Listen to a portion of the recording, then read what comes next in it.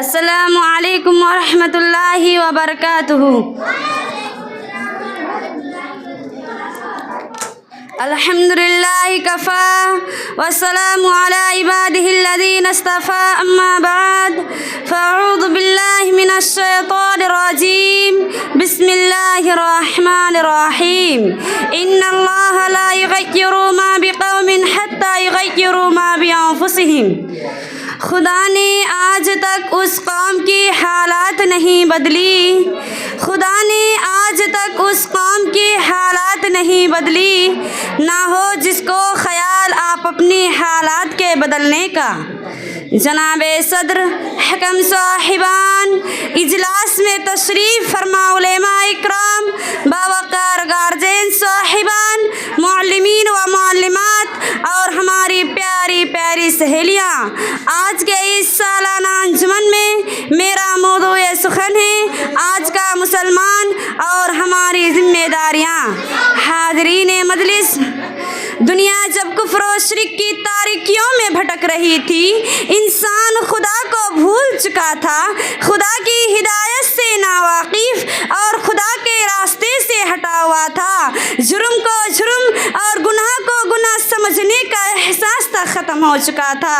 عزت و آبرو نام کی کوئی چیز باقی نہ تھی، عورتوں کا وجود منحوس سمجھا جاتا تھا، انہیں چشم حقارت سے دیکھا جاتا تھا، انہیں زندہ درگور کر دیا جاتا تھا، بچیوں کی پیدائش کے خبر سنتی ہی شادی خانے ماتم کدا بن جاتے تھے، شراب پینا، جوا کھیلنا، سودی کاروبار کرنا، لڑائی جھگڑا کرنا، تھوڑی تھوڑی باتوں پر تلوار نیام سے نکال لینا عام تھا، فحش کلامی، بد زبانی، گالی گلوچ، خاندان خاندان سے لڑائی کرنا، قبیلہ قبیلہ میں خون بہانا، چھوٹے چھوٹے معاملات میں کئی برسوں اور کئی سالوں تک جنگ کرنا ان کی شان تھی۔ معزز سامعین، یہ مسلمہ حقیقت ہے اور کسی فرض سے یہ بات پوشیدہ نہیں کہ آج سے 1450 سال پہلے رب کائنات نے رحمت کائنات جناب محمد رسول صلی اللہ علیہ وسلم کو اسی لیے پیدا فرمایا کہ ان برائیوں کا خاتمہ کرے، بیٹی کو عزت ملے، انہیں سماج میں جینے کا حق دیا جائے، زندہ درگور ہونے سے بچا لیا جائے، سودی کاروبار کو بند کیا جائے، شراب نوشی، جوا بازی، بیہودہ اور واہیات کاموں سے بچا لیا جائے، باپ بیٹے کا جھگڑا، خاندان خاندان کا جھگڑا، بھائی بھائی کا جھگڑا ختم کیا جائے۔ رحمت کائنات جناب محمد رسول صلی اللہ علیہ وسلم نے اپنی پوری زندگی اسی کام میں صرف کر دی، بھوکے رہ کر، پیٹ میں پتھر باندھ کر، لوگوں کی گالیاں سن کر بھی آپ نے دعوت و تبلیغ کیا اور پوری دنیا سے ہر برائیاں کا خاتمہ کیا۔ معزز سامعین، سوچنے سمجھنے اور غور و فکر کرنے کی بات ہے، جس چیز کے خاتمہ کے لیے نبی کائنات صلی اللہ علیہ وسلم دنیا میں تشریف لے آئے اور اس چیز کا خاتمہ کر کے چلے بھی گئے، کیا نبی نے جو دین، جو اسلام، جو سماج، جو شریعت ہمیں 1450 سال پہلے دے کر گئے تھے وہی شریعت ہے، وہی دین ہے، وہی مذہب ہے؟ ہرگز نہیں، بلکہ اس کے برعکس ہے۔ شراب نوشی مسلم نوجوانوں کے اندر عام ہو گئی ہے، جدھر دیکھو شراب و کباب کی محفل سجا رکھا ہے، افیم، گانجا، چرس، اسمیکنگ، بیڑی، سگریٹ کا استعمال تو کوئی عیب کی بات نہیں، کیا بچہ، کیا جوان، کیا بوڑھا، سب کوئی اس کے عادی بن گئے ہیں۔ سودی کاروبار کی بات تو مت پوچھو، کم سے کم 95% لوگ اس گھناؤن اور مہلک بیماری میں پھنس چکے ہیں۔ کوئی ہاؤسنگ لون لیا ہے، کوئی تعلیمی لون لیا ہے، کوئی کھیتی لون لیا ہے، کوئی ٹریکٹر لون لیا ہے، کوئی اسکارپیو اور بلورو لون لیا ہے، کوئی فریج لون لیا ہے تو کوئی موبائل لون۔ کچھ لوگ رہ گئے تھے تو ان لوگوں نے اپنی بیویوں کے نام پر سموہ لون لے رکھا ہے، اور سب سے بڑی بات کہ ہم اسے عیب نہیں سمجھتے بلکہ بڑے فخر سے بیان کرتے ہیں کہ ہم نے لون لے کر فلاں کام کو آگے بڑھایا، جبکہ اللہ تعالیٰ نے سود کو حرام قرار دیا، فرمایا احل اللہ البیع وحرم الربا، اللہ نے خرید و فروخت दिया। नबी करीम सल्लल्लाहु अलैहि वसल्लम ने फरमाया, सूदी कारोबार करने वाला, सूद लेने वाला, सूद देने वाला, सूदी कारोबार को लिखने वाला, सूदी कारोबार में गवाह रहने वाले पर अल्लाह की लानत है।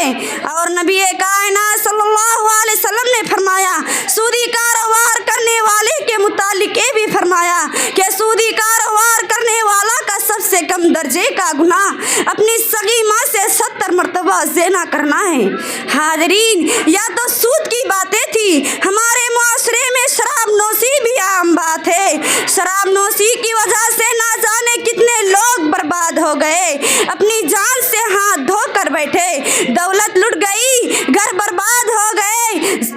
ज़मीन और जायदाद चली गई, दुकानों मकान बिक गए, जबकि अल्लाह ताला ने कुरान करीम में ऐलान फरमाया,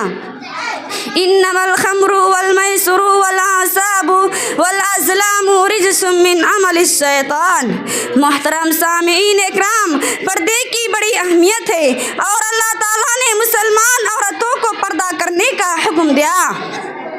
कुल लिल मुमिनाति यग़ज़ुज़ना मिन अबसारिहिन्ना व यहफ़ज़ना फ़ुरूजहुन्ना व ला युब्दीना ज़ीनतहुन्ना इल्ला मा ज़हरा मिनहा।